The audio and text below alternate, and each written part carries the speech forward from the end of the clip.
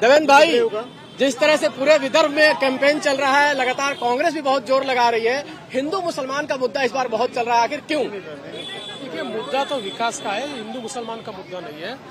हमने किए हुए विकास कार्यों पर हम लोग आज वोट मांग रहे हैं, लेकिन जिस प्रकार से कांग्रेस आज कुछ अल्पसंख्यक धार्मिक नेताओं के तलवे चाट रही है, तो उसका जवाब तो हमको देना पड़ेगा।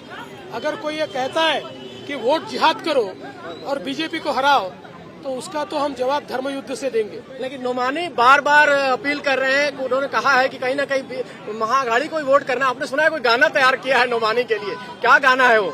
मैंने कोई गाना तैयार नहीं किया, लोगों ने मेरा पुराना गाना बनाकर डाल दिया नोमानी। क्या है वो गाना? आप सुन लीजिए। अब कल राहुल गांधी यहाँ थे, उन्होंने कहा है कि हमारे कांग्रेस पार्टी की सरकार आई तो 3,000 रुपया खटाखट अकाउंट में जाने वाला है।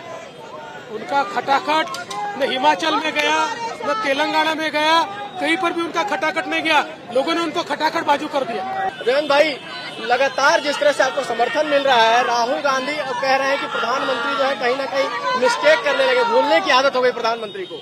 राहुल जी की याददाश्त बहुत कमजोर है और मैं तो एक कहता हूँ, भले ही राहुल जी विपक्ष के नेता है, पर राजनीति में अगर सफल होना चाहते हैं तो प्रधानमंत्री जी से कोई चीजें सीखे, किस प्रकार से जनता के लिए काम करना पड़ता है। नौटंकी करके कभी वोट नहीं मिलते, उनको सीखना पड़ेगा और प्रधानमंत्री जैसा जमीन से जुड़कर काम करना पड़ेगा। देवेंद्र जी, किसानों को कह रहे हैं, खड़गे साहब कह रहे हैं 7,000 रुपया हम देंगे प्रति किसान, सबको उसके लिए सोयाबीन की कीमत। आपको लगता है कि उससे किसान लुभेगा?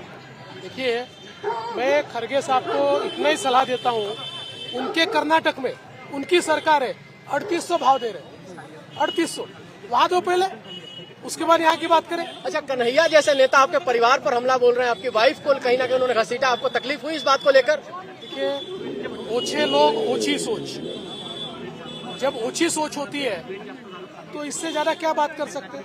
ओछी सोच है। मैं तो कहूँगा, कन्हैया भले हमारे विरोधी होंगे, लेकिन एक युवा नेता के रूप में उनको देखा जाता है, और ऐसे युवा नेता इतनी ऊंची बात करेंगे तो उनको राजनीति में कोई भविष्य नहीं है। मेरा आखिरी सवाल है, चूंकि बटेंगे कटेंगे नारा बहुत चल रहा है, एक है सेफ है रहना है नारा है, आपको लगता है कि ये नारा जमीन पर है? चूंकि कहीं न कहीं अजीत पवार इसका विरोध कर रहे हैं, आपके साथी जो है। देखिए, उनको नारा समझा ही नहीं, इसलिए उन्होंने विरोध कर दिया। लेकिन उन्होंने ये भी कहा कि एक है तो सेफ है, ये नारा सही है। मुझे लगता है एक है तो सेफ है, ये गिलास आधा भरा हुआ है ऐसा कहना, या गिलास आधे खाली है ऐसा कहना, उस प्रकार से है। बटेंगे तो कटेंगे, इसका ही असली अर्थ है एक है तो सेफ है। एक है तो सेफ है। महाराष्ट्र में आपको लग रहा है? देखिए, अभी फिर से स्वागत, हर जगह पे स्वागत है। आखिरी सवाल होगा मेरा, मैं देवेंद्र जी से करूंगा, क्योंकि देवेंद्र लगातार कह रहे हैं कि कहीं ना कहीं जिस तरह से राजनीति की जा रही है, नोमानी जैसे लोग जो है कहीं चुनाव को नुकसान पहुंचाएंगे। आपको लग रहा है पोलराइजेशन करने की कोशिश कर रहे हैं? देखिए, चुनाव को नुकसान नहीं होगा, समाज का नुकसान पहुंचा रहे हैं। जब वो कहते हैं कि जिसने बीजेपी को वोट डाला उसको सोशली बाइकआउट करो, ये कौन सा लोकतंत्र है? जरा राहुल जी बताइए, आपके कौन से संविधान में लिखा है कि बीजेपी को वोट करने वाले को बाइकआउट किया जाए? एक बार बताएं। 15 मिनट ओवैसी साहब बार बार कह रहे हैं कि हमें 15 मिनट का समय दीजिए। क्या ये धमकी दे रहे हैं बार बार महाराष्ट्र की जनता को ओवैसी साहब? ओवैसी साहब को 15 मिनट क्या, 15 साल दे देंगे जी। क्या करना है करके दिखा दो।